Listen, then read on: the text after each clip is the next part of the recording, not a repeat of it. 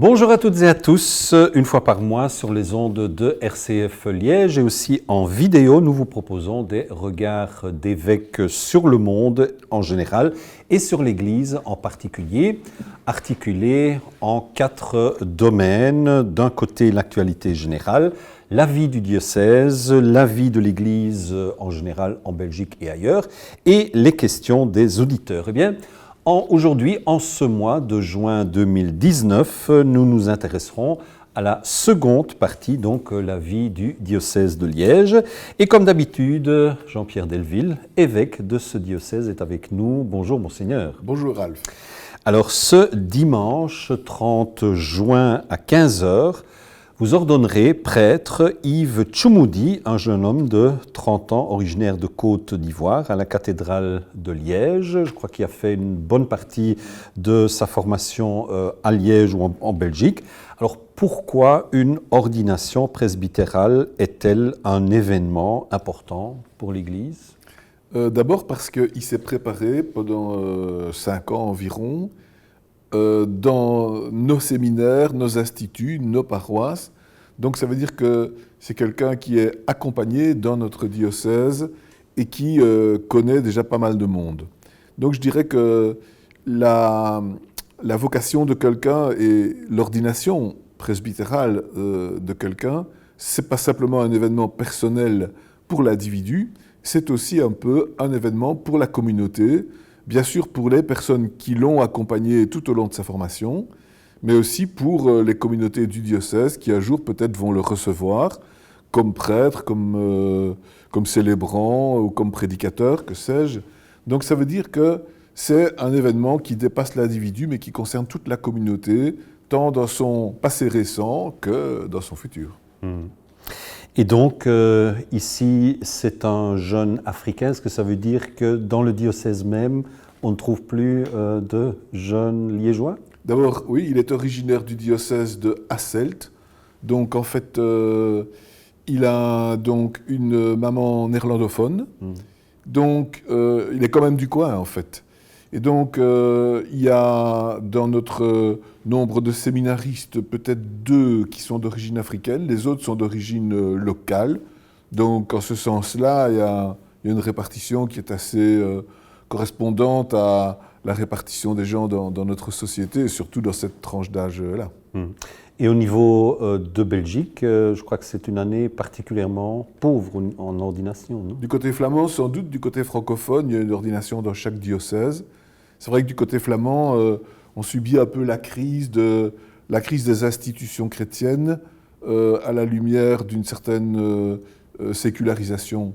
Donc, comme les institutions chrétiennes en Flandre étaient plus fortes, plus encadrantes qu'en région francophone, la crise de la foi se répercute davantage et il faudra un certain temps pour que, je dirais, cette évolution positive que nous vivons en Wallonie se marque aussi en Flandre pour rendre à la foi chrétienne cette démarche plus personnelle d'engagement que ça suppose et pas simplement de tendance sociologique que l'on suit parce qu'on est encadré depuis toujours par telle école, tel syndicat ou telle mutuelle.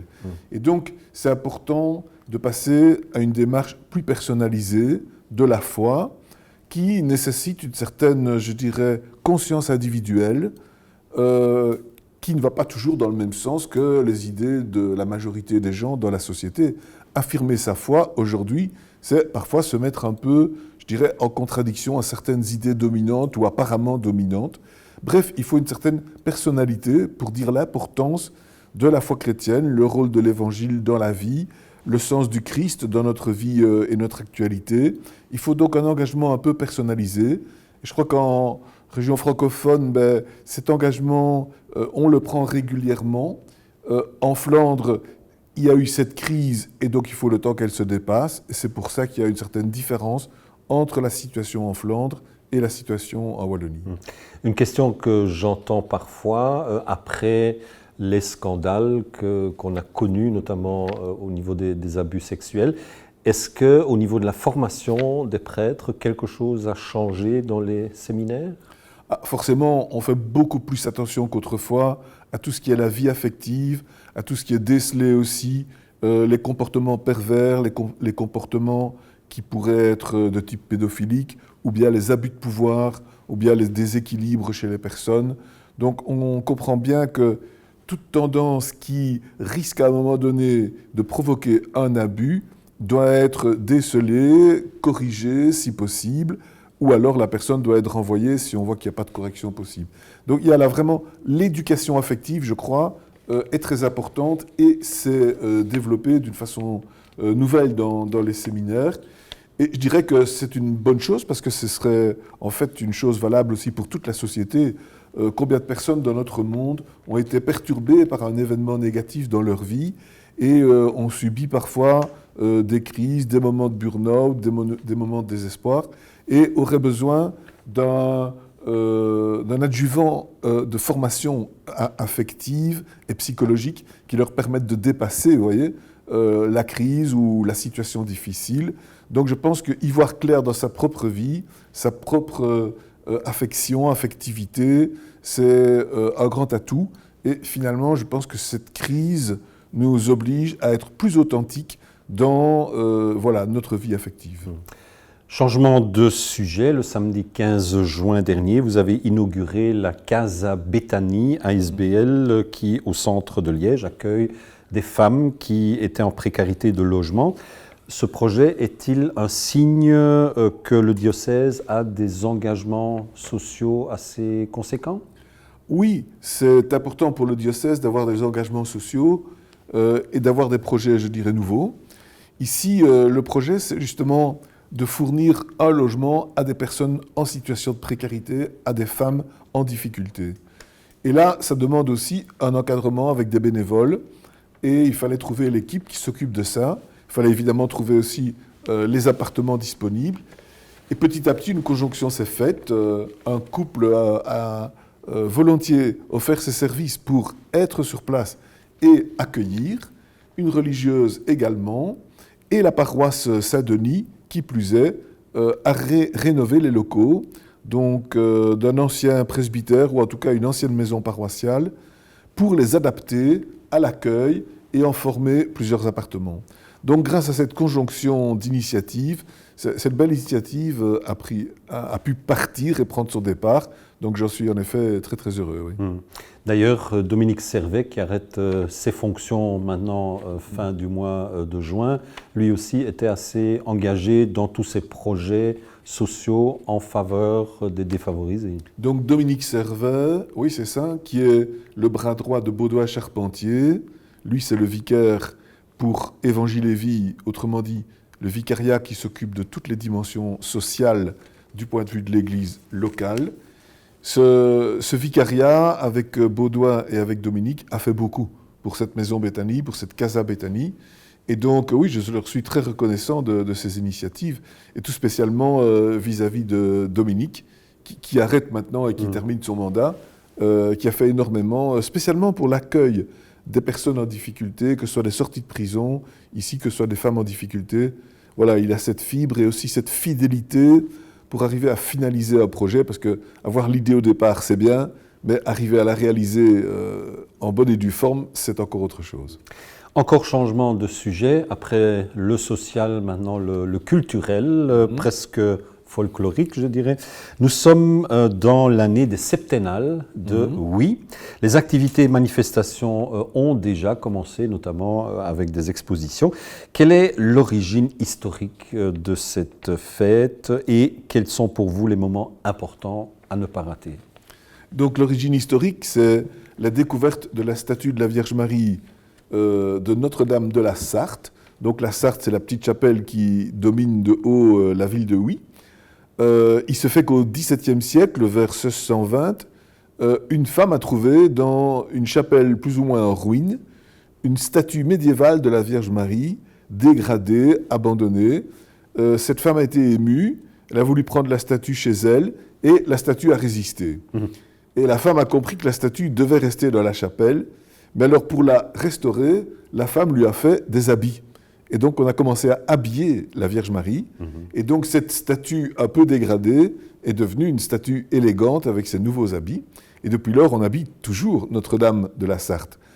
En la voyant habillée, on pourrait croire que c'est une statue récente, mais en fait, il s'agit d'une statue du XIVe siècle. Très belle d'ailleurs, même si un peu dégradée à certains endroits. Et donc, le culte a été relancé et on a senti qu'il y avait des guérisons là-bas.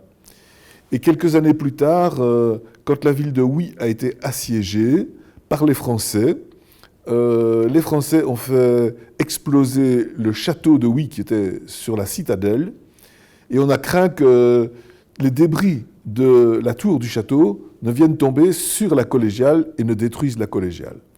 Mais heureusement, la collégiale a été épargnée et on a attribué cette protection à Notre-Dame de la Sarthe, la statue dont je parlais, ce qui fait qu'on l'a descendue alors de la Sarthe vers la collégiale de Huy pour la fêter. Et c'est la première fête septennale. On a décidé de refaire ce type de fête en l'honneur de Notre-Dame de la Sarthe tous les 7 ans, et tous les 7 ans de la faire venir donc de la Sarthe vers Huy en procession, ce qui se fait 8 jours avant le 15 août. Le 15 août, il y a la procession dans la rue et une messe solennelle le matin. Cette année-ci, donc, c'est moi qui célèbre cette messe. Je participerai à la procession et au cortège historico-religieux de l'après-midi, en compagnie d'autres évêques, dont le nonce apostolique et l'évêque de Hasselt, Patrick Hoog-Martens. Nous serons donc là plusieurs évêques et pas mal de personnes du diocèse, de l'église locale et tout ça. Et de nombreux groupes vont alors former la procession et le cortège en question. Et puis nous terminerons par un moment de prière à la collégiale.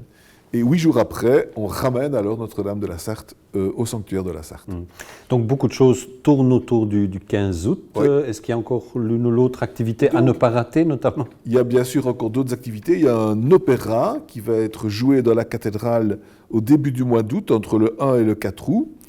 Il y a l'exposition dont vous avez parlé, Mariam, qui est vraiment remarquable, donc qui regroupe dans la tour de la collégiale et à l'étage de cette tour toute une série d'œuvres d'art représentant la Vierge Marie et originaire de notre région. Que ce soit des statues du Moyen-Âge, que ce soit des peintures, que ce soit des orfèvreries où vous avez la représentation de la Vierge Marie, que ce soit des objets plus folkloriques comme des poupées qui représentent Marie, ou bien des statues de Marie destinées à être habillées et qu'on présente à l'exposition.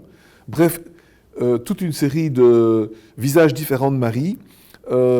C'est particulièrement émouvant parce qu'on voit que Marie, elle est la figure de nombreuses femmes, puisque suivant les représentations, elle est jeune ou elle est vieille, elle est souriante ou elle est triste, elle est préoccupée ou elle est rayonnante, elle est belle ou elle est laide. Et au fond, c'est vraiment une figure de toute l'humanité féminine. Et comme disait l'auteur d'un manuscrit du XVIIe siècle qui écrivait à ce sujet, Marie est la mitoyenne du ciel et de la terre. Comme il y a un mur mitoyen, elle est la mitoyenne, celle qui fait un peu le lien entre le ciel et la terre. Et je trouvais que c'était une belle comparaison, parce que Marie, elle a un visage qui est un peu ce visage divin dans la mesure où son fils Jésus, pour nous, nous croyons que c'est Dieu en personne, et en même temps, elle est profondément humaine, et elle l'engendre, elle donne naissance à Jésus, comme n'importe quelle femme. Et donc c'est cette dimension d'incarnation, de nativité, d'accouchement, qui fait qu'elle est aussi profondément humaine. Donc je dirais, cette exposition met en valeur les multiples visages de Marie. Merci beaucoup de nous avoir mis l'eau à la bouche pour cette exposition, mais aussi pour les septennales en général. D'ailleurs, vous trouverez plus d'informations sur le site septennaldehuy.be. C'était donc la deuxième partie de l'émission Regard d'évêque de juin 2019 en vidéo comme chaque mois. Je vous rappelle que vous trouverez les autres parties sur le site du diocèse de Liège, sur la page Facebook de RCF Liège et du diocèse et aussi sur YouTube. Pour nous contacter, les coordonnées vont apparaître tout de suite sur votre écran. Portez-vous bien et à bientôt. Au revoir.